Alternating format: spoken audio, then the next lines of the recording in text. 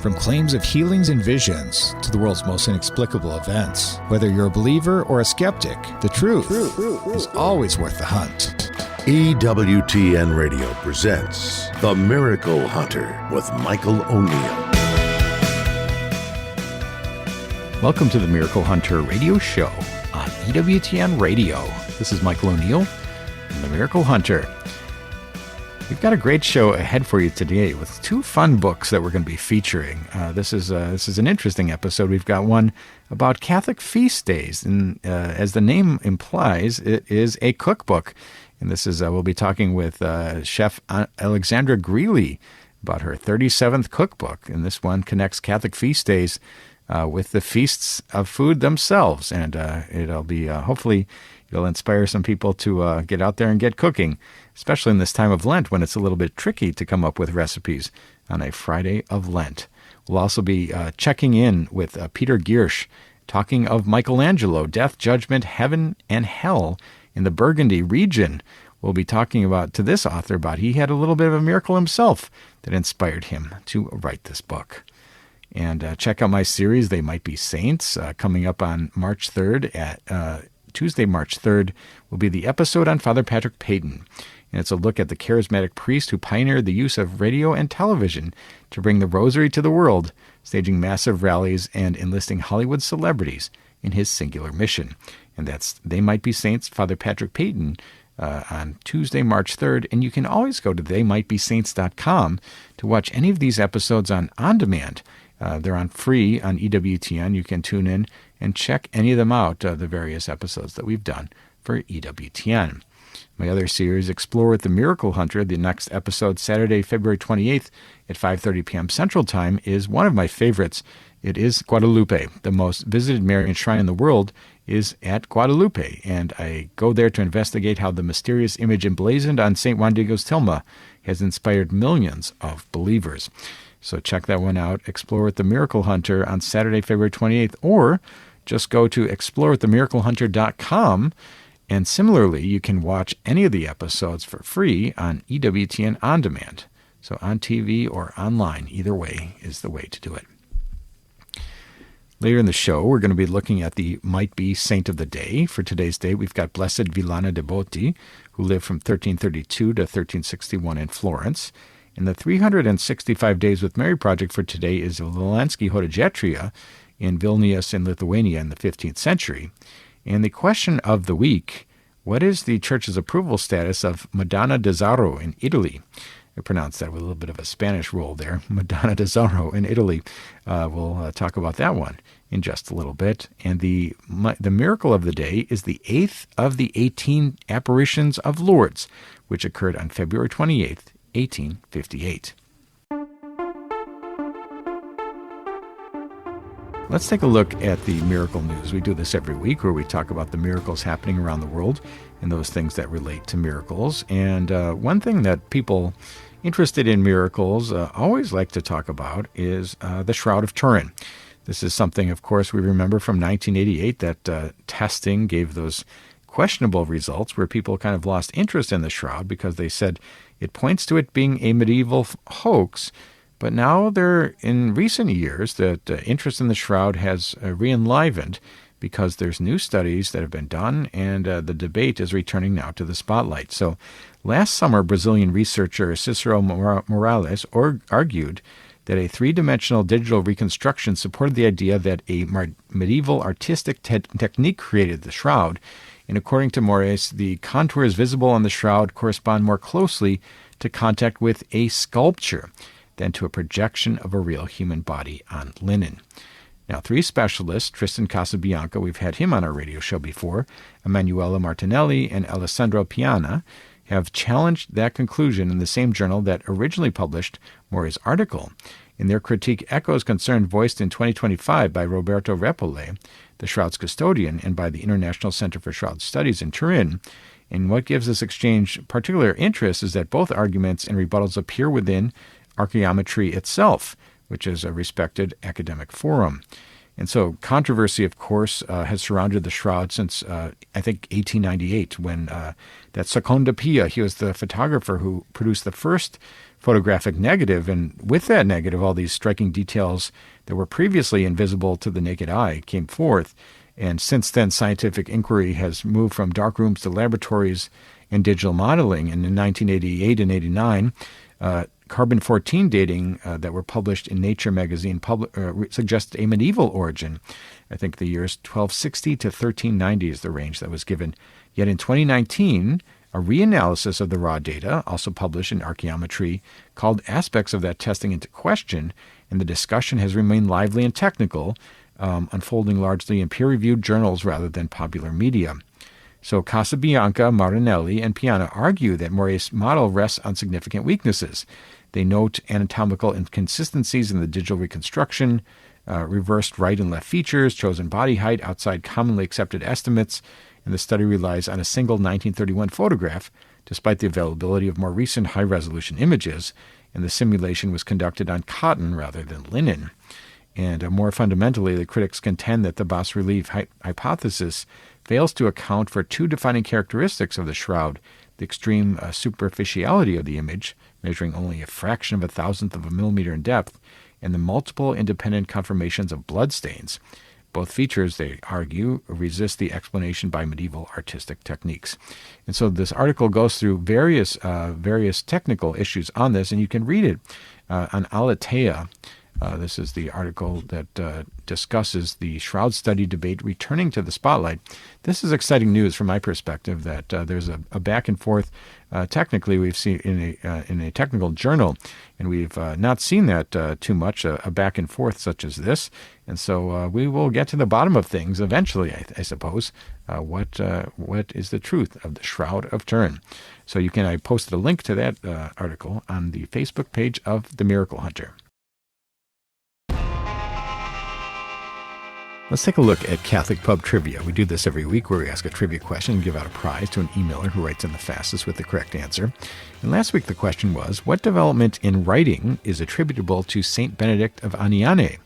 It's kind of a hard question, isn't it? But he is the saint who developed cursive writing. He was not only an abbot of a major abbey, he was also a key advisor of Emperor Louis the Pious. He was the son of Charlemagne.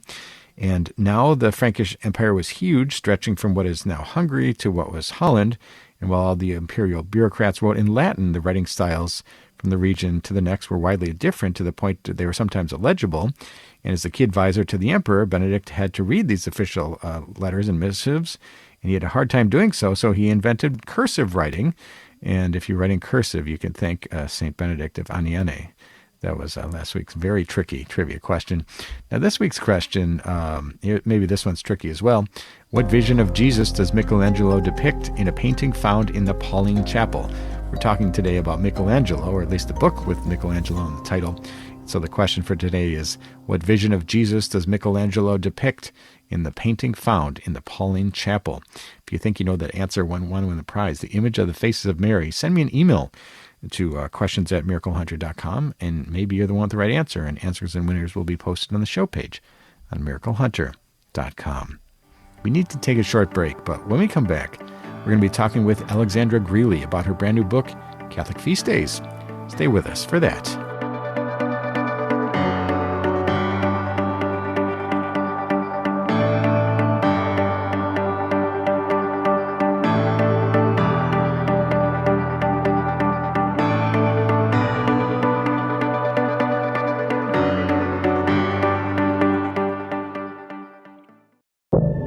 Now, back to the Miracle Hunter on EWTN. Here's Michael O'Neill. Welcome back. You're listening to the Miracle Hunter radio show on EWTN Radio. This is Michael O'Neill. I'm the Miracle Hunter. Hey, I love talking about feast days on this show, and some years ago I had an idea to put together a book about Catholic feast days and the recipes from different countries around the world that lined up to different saints and different days of celebration in our Catholic Church. Well, there's a book that's out now.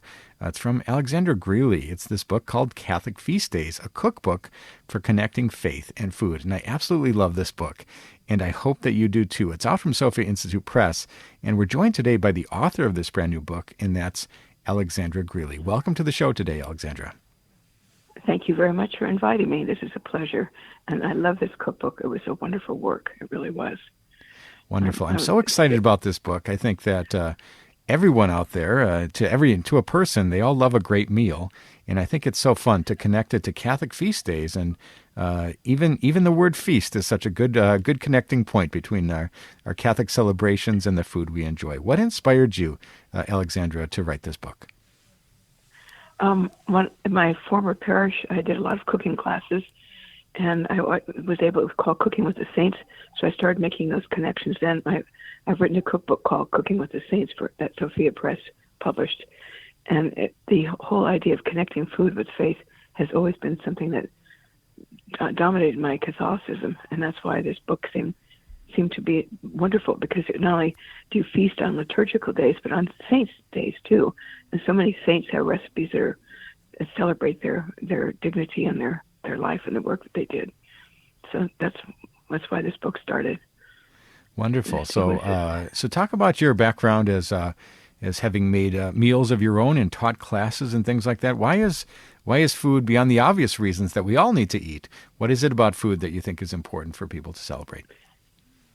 Because food is a gift from God, and I think that once you make that connection, without food we would not be alive.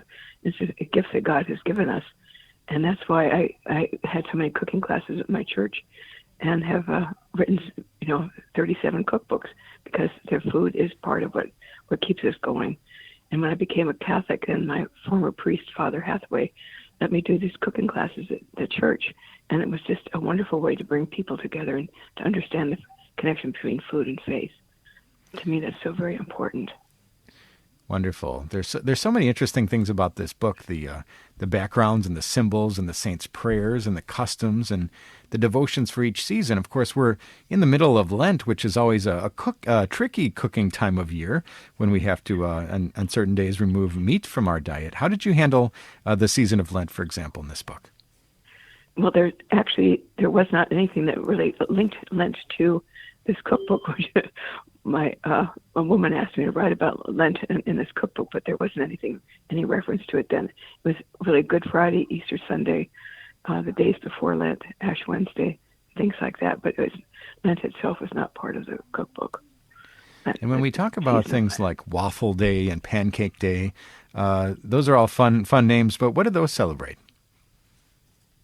I don't honestly remember at this point, because it's been so many days since I've written it, but I remember that many of the recipes that were just outstanding, I still think about. There's so many dishes that I loved. And when I was doing this cookbook, I had many people offer to help me test the recipes, because there were like 150 recipes in it. So a lot of things I didn't actually get to taste, but I looked at the recipes as I wrote them up for the cookbook, and they're just so enticing and so beautiful and so appealing to people. I can see why people would like to just sit down and eat on a feast day and celebrate God, because that's what it's all about. Food and faith are so connected. They really Absolutely. are.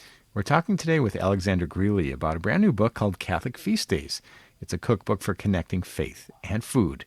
And Alexandra, did you have a favorite recipe or section of the book or a focus point in the book that you hope that people pay special attention to? I think the Christmas Day feast, which has so many recipes that are beautiful, that's a wonderful time. And Easter feast days also have beautiful recipes that go with it. And it's a time, like on Easter morning, there's a recipe called Resurrection Rolls, which celebrates Christ rising from the dead. It's a wonderful way to start the day. There's just so many recipes that are so linked to what God gave us, and it's just a wonderful joy to think about all of that. And I hope that people really understand the book and get involved with doing it, cooking it and celebrating the saints and liturgical feast days. It's so important to our Catholic faith. Absolutely. And there are various delicacies in the book. You have so many desserts, this Pentecost cake, the Zeppola de San Giuseppe, Michaelmas pie, Tarta de Santiago, various desserts that look delicious. and various sweet treats for Our Lady and Three Kings, Valentine's Day, and much more. How is the book organized? If you were to sort of instruct somebody, if you handed them the book and said, cook from this book, would you encourage them to open it up and surprise themselves with a recipe, or is there a way the book is organized that you might encourage people to follow? Well, when I turned the book in, I had separated the section. There was a section that's called Liturgical Feast Days, and another section called Saints' Feast Days. But the publisher blended the dates together so that everybody could celebrate something, whether it was April, May, June, or July, whether it's liturgical or saints. There was always a recipe for that particular month. And it was one way, it was a really good way for them to do that, because there's food there all the time that just is so appealing. And it was interesting to collect the recipes, because I had to contact people from all over the world and then write a draft of the recipe and send it back to them and make sure that it was approved by them. So it was a lot of back and forth, getting the correct recipe for that particular day. It was a wonderful experience. Wonderful. We're talking today with Alexandra Greeley, the author of a book, Catholic Feast Days, a cookbook for connecting faith and food, from Sophia Institute Press. And this book is really fun. And tell us a little bit, Alexandra. Did you come from a specific background in cooking, or a specific country that you tried to focus on? I know you said you contacted people from all around the world. How did you choose which recipes made it and which didn't? Well, I started becoming involved in cooking when I lived in Hong Kong and became the food editor of the South China Morning Post. And that really opened up my life to cooking and food. And when I came back to the United States, I had a lot of food, cooking jobs. And when I became a Catholic, I'm a convert, I saw the connection then between food and faith. And it was thanks to being able to do the classes at my parish that I really saw how remarkable the gift from God is. I've said this to you before, but it really is. Food and faith are just what keep us alive, should keep us alive. And people who don't understand that, I think, really should look at this cookbook and see what the connection is between God and food and faith. Wonderful. We've been talking about Catholic feast days, how it makes a lot of sense to look at the recipes from around the world and look at the saints and feast days from around the world and line them up in such a way that they can both be celebrated together. In this brand new book, Catholic Feast Days, a cookbook for connecting faith and food, is a great place to start. And if you were to talk about your hope for people who maybe don't cook well themselves, but might be kind of interested in this faith and food connection, is this a cookbook only for experts, or is this something for people who want to sort of get started and learn how to cook? I think it's for anybody who really wants to eat well and have interesting food, because the recipes are so unusual. They really are very clever and well-tested and delicious. And I think that people who are interested in eating should be interested in cooking too. These are very simple. Many of them are simple. Some of them aren't simple, of course, but they're easy to put together. The instructions are very clear, and it's a wonderful way to connect the food with your life in a very religious way. And do you have a recipe or two that you learned about as a result of this Catholic Feast Days book that really stuck with you, that you said, this is an amazing recipe, I need to share it with the world, this must make it in the book? What were some of the experiences that you had that coming into this book that you may not have had with your background? Well, there were so many of them that just really made, well, like the spinach lentil soup, which is served on the Feast of the Holy Family. I really loved that. I think that was my cooking class too, and we made that, and it was just wonderful. People loved it. So there's many dishes that I had also used in my cooking class too that turned up in the cookbook that were, connected to the day, and were very delicious to eat. I mean, there's so many. I didn't get to eat all of them, of course, but I certainly got to eat a lot of them, and then all the recipes were. I wrote so many of them, but I didn't get to eat all of it, unfortunately. Like the scallop shell salad with sardines, that was also served on the Feast of the Baptism of the Lord, the Sunday after Epiphany. That was delicious. It was one of my favorite dishes to eat. But since I had people testing recipes, I didn't get to eat all of them, but I sure looked at them and thought they were wonderful.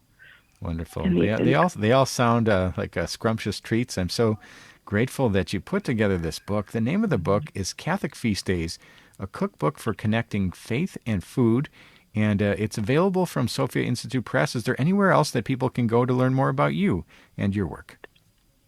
I guess Amazon. I have all my books are linked to Amazon. Everything I've written before, the whole 37 cookbooks. I guess that would be a way to find out about me, is to see all the books I've written, and it certainly is. And perhaps on the National Catholic Register, because I write for them, so they might find something about me there. Wonderful. Well, 37 cookbooks. That's a huge number, and this brand new book is Catholic Feast Days, a cookbook for connecting faith and food. I think you've made people hungry, and they're going to check this one out. Thank you so much, Alexandra Greeley, for joining us on today's program. Thank you so much for asking me. I appreciate it. Have a wonderful day. And God bless. Cook. That was Okay. Alexandra Greeley, a cook and author of this book, Catholic Feast Days, a cookbook for connecting faith and food. Amazing. She's written 37 cookbooks, and this is her latest, Connecting Catholic Feast Days, with some incredible feasts. So I encourage people to check that one out. You can go to Sophia Institute Press to find this one, or anywhere Catholic books are sold. We need to take a short break, but when we come back, we're going to be looking at the question of the week. Stay with us for that.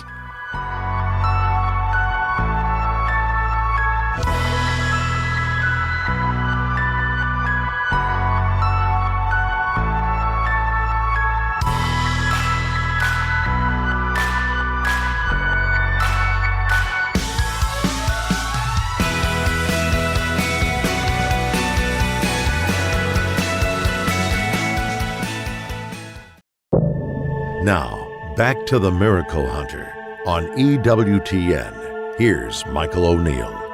Welcome back. You're listening to the Miracle Hunter radio show on EWTN Radio. This is Michael O'Neill and the Miracle Hunter. Yeah, I love getting your questions. People write in from around the world with questions about miracles happening in today's world and those that have happened centuries ago. And I love getting the email questions. I get a lot of strange and interesting and fun ones in my email inbox.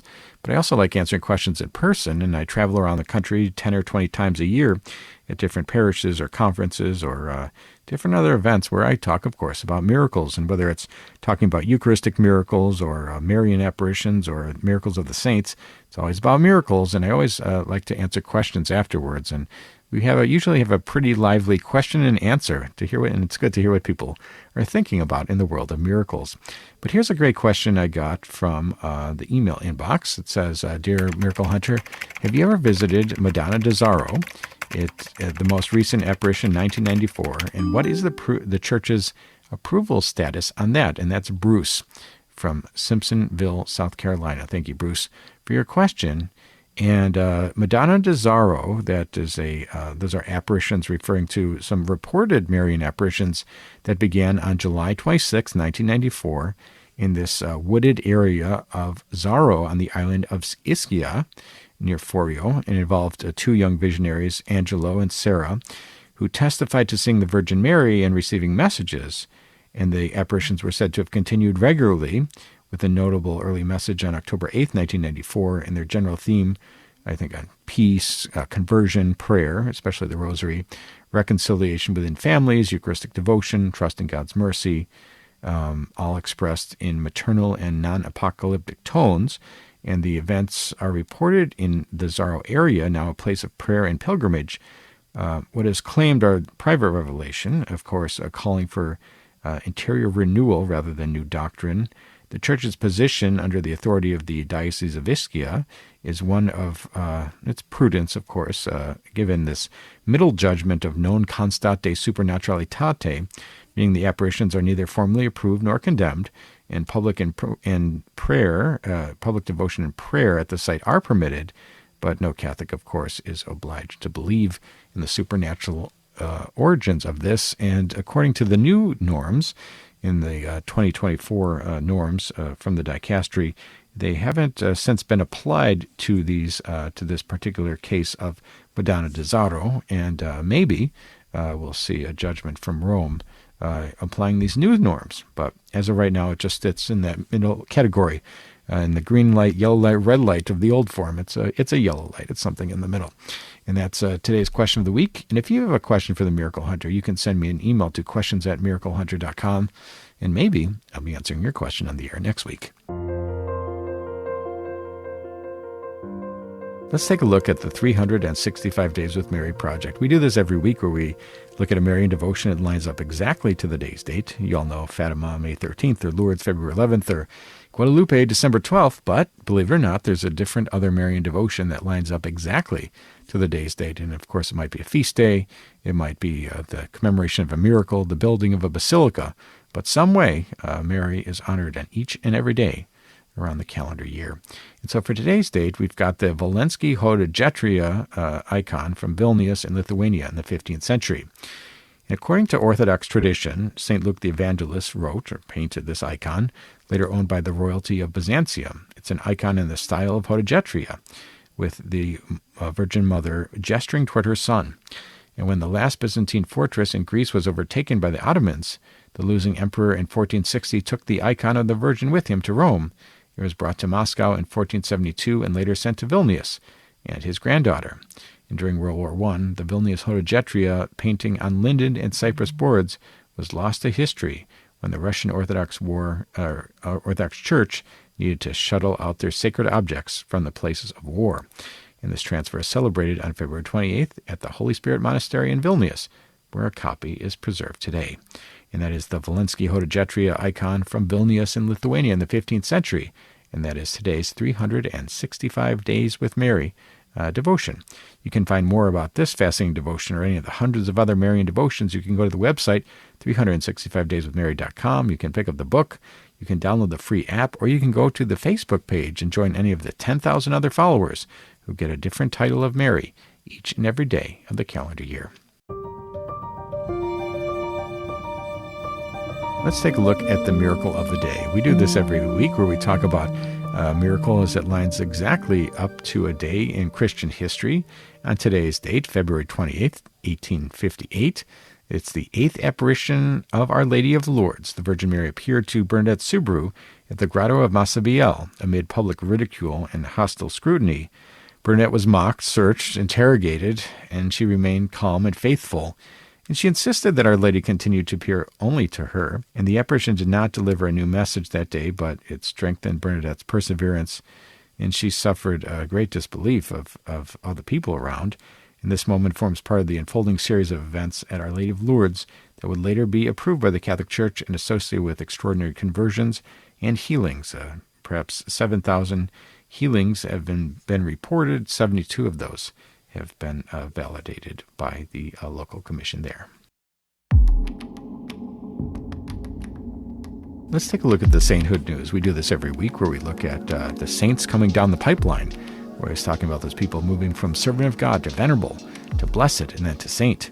And this past month, Pope Leo received in audience His Eminence Marcello Semeraro, the prefect for the dicastery for the cause of saints. And during this audience, the Pope authorized this dicastery to promulgate a decree regarding the martyrdom of servant of God, Augusto Rafael Ramirez Monasterio. He was a professed priest of the Order of Friars Minor, born on November 5th, 1937 in Guatemala City, Guatemala, and killed there out of hatred for the faith on November 7th, 1983. And he was a professed priest of the Order of Friars Minor, and he was aware of the dangers he faced. He was heightened by his kidnapping and the torture he had already endured, and was placed under close military surveillance, receiving multiple death threats. And the sacrifice of his life was the culmination of a coherent and conscious path of apostolic commitment, and his martyrdom was the result of the government's armed forces intent to target him as a member of the Guatemalan Catholic Church who had openly denounced the grave social injustices in the country and worked to promote dialogue and cooperation. And that is servant of God moving on to be blessed, Augusto Rafael Ramirez Monasterio, and with one miracle he will be known as Saint Augusto, and he is the news item in our Sainthood News Report for this week. We'll be doing that each and every week. And the Might Be Saint of the Day, we try to talk about somebody who's got a death anniversary or feast day on the day's date. And for today's date, February 28th, we have Blessed Villana de Boti. And the daughter of Andrew de Botti, a merchant, Villana was a pious child, and at age 13 ran away from home to join a convent. She was refused and had to return home, and soon after her family married her to Rosso de Piero. And the rejection of the convent and the marriage seemed to change Villana, and she suddenly became lazy and worldly, concerned only with pleasure. And one day, as she was getting dressed for some type of entertainment, her reflection in all her mirrors suddenly changed to a demon. And Villana understood this to be a reflection of her sin-laden soul, and she tore her clothes, put in something poor and simple, and ran to the Dominican Fathers of Santa Maria Novella for help. And she became a Dominican tertiary, concentrated on her vocation of married life, and spent her free time praying and reading scripture and the lives of saints. Her desire to atone for her earlier life sometimes overwhelmed her, and her husband and family had to stop her begging from door to door and doing other penances. She was given to religious ecstasies at Mass, but became the object of such ridicule and slander. And her health suffered, and she received visions of Our Lady and the saints, and she had the gift of prophecy. Even her fiercest opponents eventually came to see her as a living saint. And again, that is Blessed Villana de Botti from Florence. And she died on January 29th, 1361, and her body was then taken to Santa Maria Novella, and the fathers there were unable to bury her for a month due to the constant crowd of mourners who came to her grave. And she is today's might-be saint of the day, Blessed Villana de Botti. With one miracle, she'll be known as Saint Villana de Botti. And she's today's might-be saint of the day. Check out my series, They Might Be Saints, which airs on EWTN.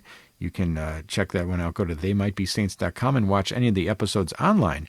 Or if you want to watch on EWTN television on Tuesday, March 3rd, the episode of Father Patrick Peyton airs. And it's a look at the charismatic priest who pioneered the use of radio and TV to bring the rosary to the world, staging massive rallies and enlisting Hollywood celebrities in his singular mission. That's Father Patrick Peyton on this episode of They Might Be Saints. We need to take a short break, but when we come back, we're going to be talking with Peter Giersch about his book, Talking of Michelangelo, Death, Judgment, Heaven, and Hell in the Burgundy region. Stay with us for that.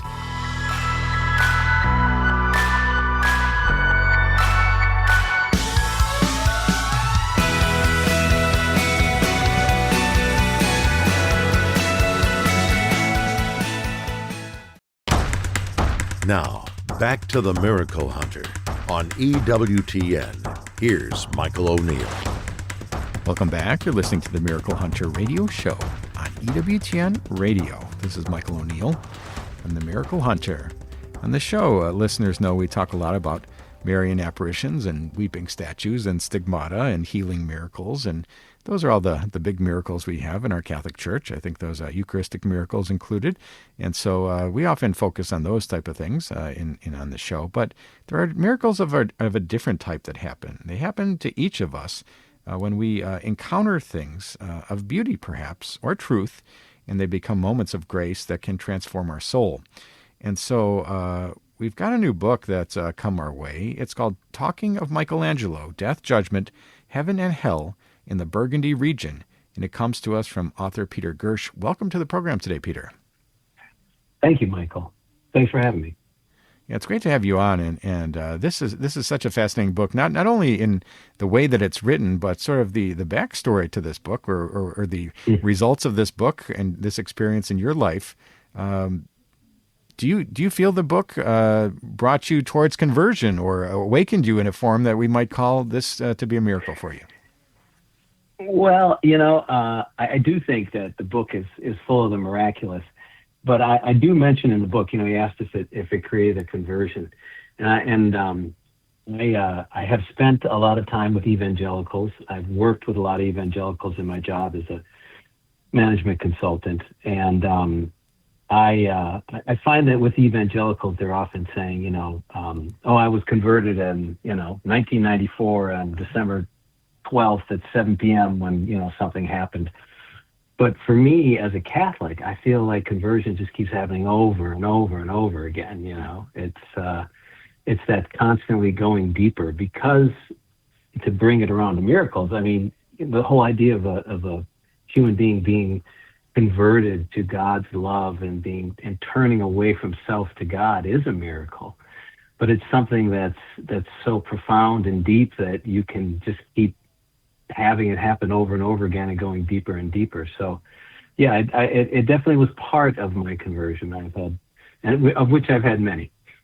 No, that's a great way to frame it. And I think it's interesting kind of how this book came to be. I know it, perhaps this was a trip to France where you were planning on going, spending some quiet time of prayer, wine, a monastic experience, as it seems.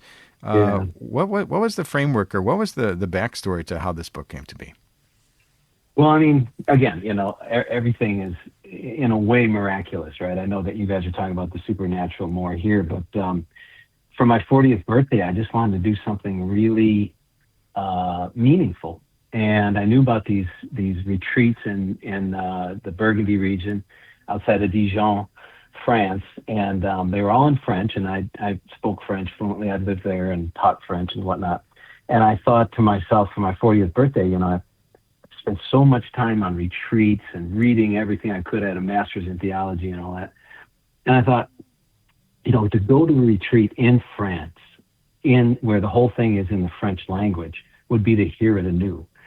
And so that's kind of the impetus of what got me to go. And of course, when I went there, I had a profound experience, a sort of dark night of the soul in a way, because the monks there, they were really serious, man. They're really serious about their faith, and they can, without spoiling the book, they convinced me I had a mortal sin on my soul. But confession is until Tuesday. I forget exactly how that worked, but it's like, so let me live with it for a day or two. And I really, really pondered long and hard, kind of, whether I really believed in all this stuff. I sometimes say that the book is a memoir, right? And who writes memoirs? Politicians, famous people who were in the room where it happened, but also survivors. And in a way, I think this book is a memoir of a survivor who, came really up against the hard reality of the Catholic Church's teachings, where something as simple as contraception, divorce, abortion for sure. I mean, these things that happen to people all the time, to Catholics all the time, are mortal sins deserving of hell, right? And we don't talk a lot about hell, but these monks did.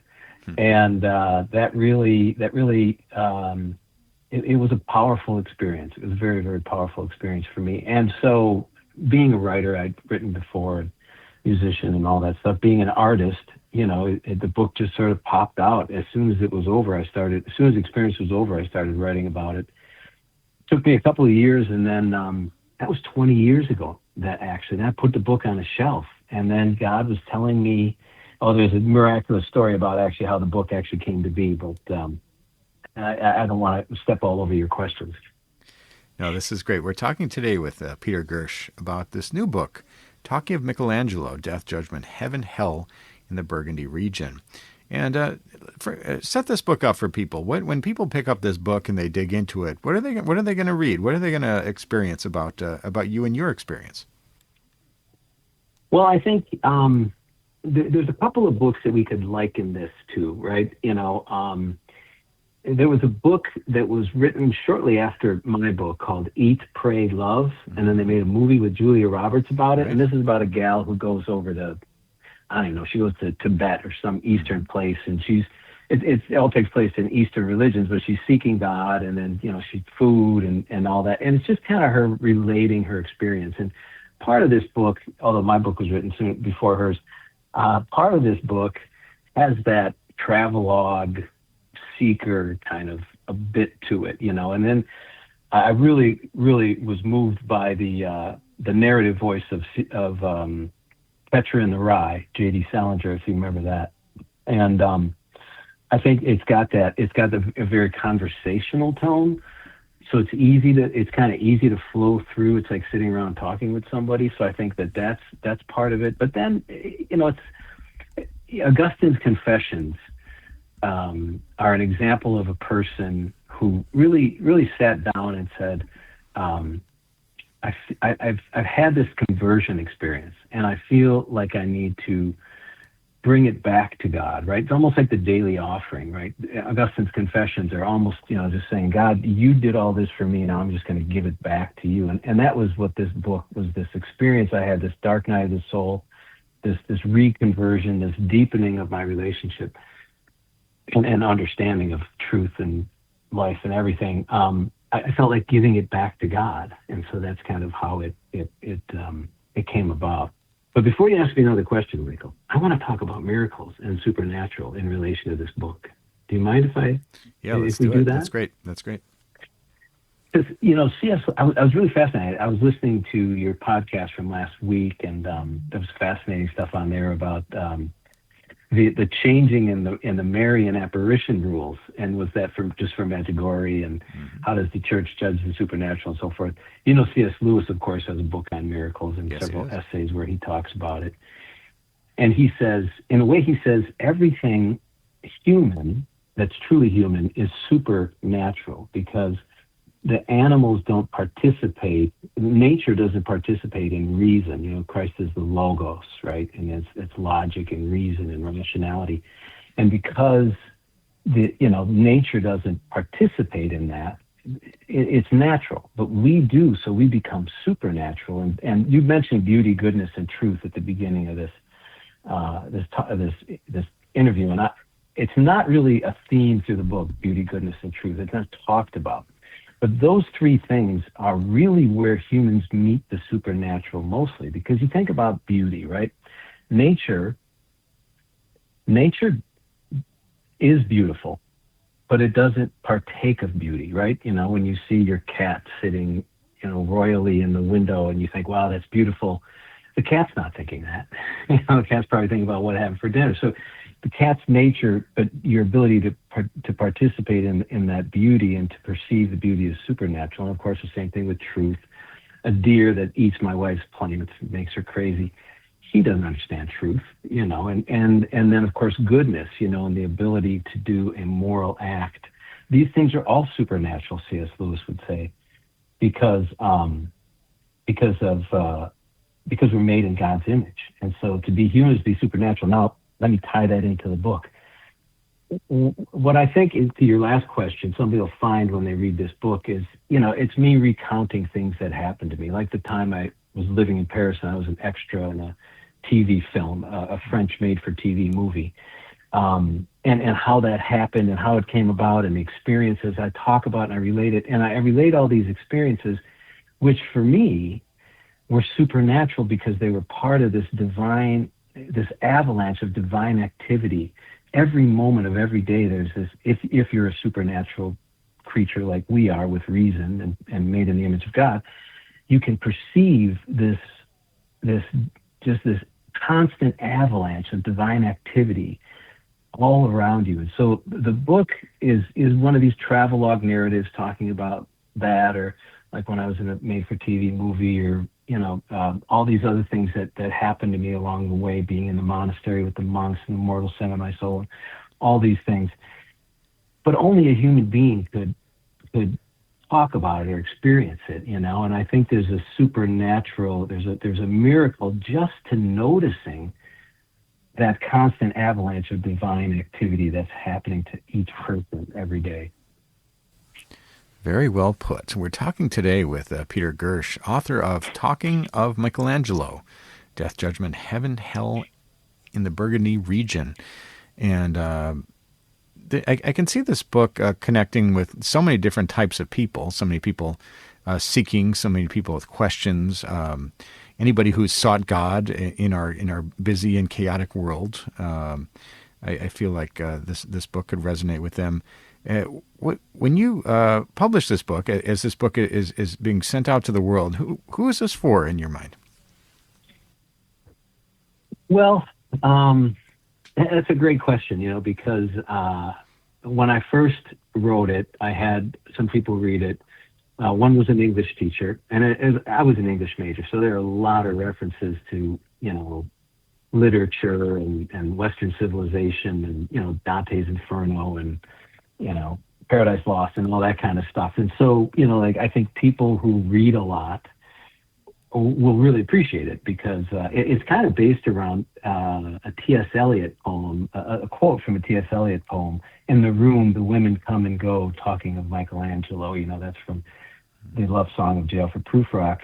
And so that would be, one thing I think that people who are really into literature and reading a lot would love it. But I think also there's a lot of 20th century references. So, for example, I talk about kind of John Paul II had this phrase, the whole story of man. And he kind of talked about that in various ways. But one of the ways I talked about it was sort of rise, fall, redemption. How you kind of rise and then you have a fall, but then you're redeemed.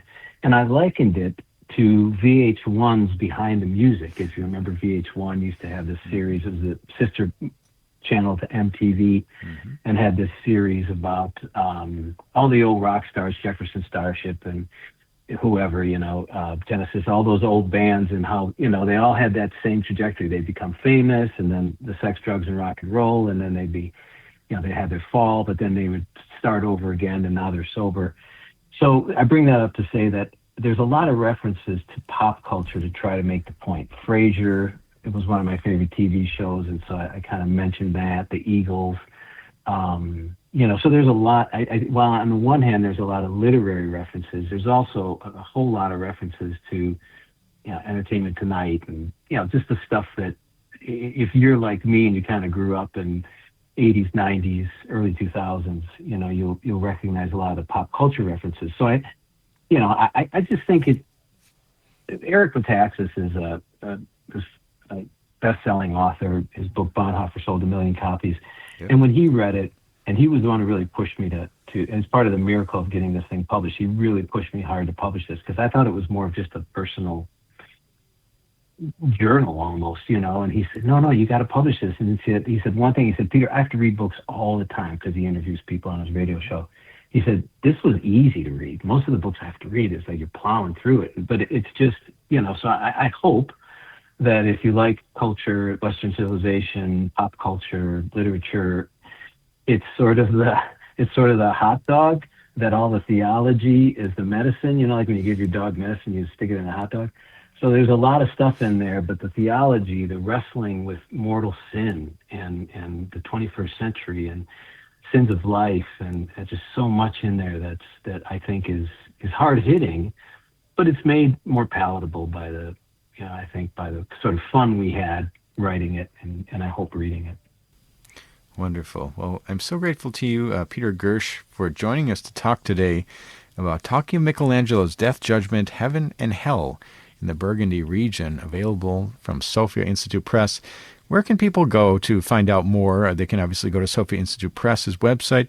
Where can they go to find out more about you, or to learn more about this book? There's several ways to do that. I think you can Google, obviously, Peter Giersch, and I've written also 3 other books for the Catholic Book Publishing Company, those day-by-day books, Day by Day with the Catechism, Day by Day with St. Francis, Day by Day with the Mass. And so you'll find those if you look up my name, Peter A. Giersch. And then also, since you gave me the opening, I also write and record music with my kids and some other friends, and we stream under the name Giersch at Last. So my last name, Giersch at Last, and it's a bit of a family thing, and it's mostly pop music. It's not Christian hymns exactly, but that's another. If you Google my name, there's lots of things out there. But as far as the book goes, you can also go to Amazon. The Amazon page is another way to find out about Talking of Michelangelo.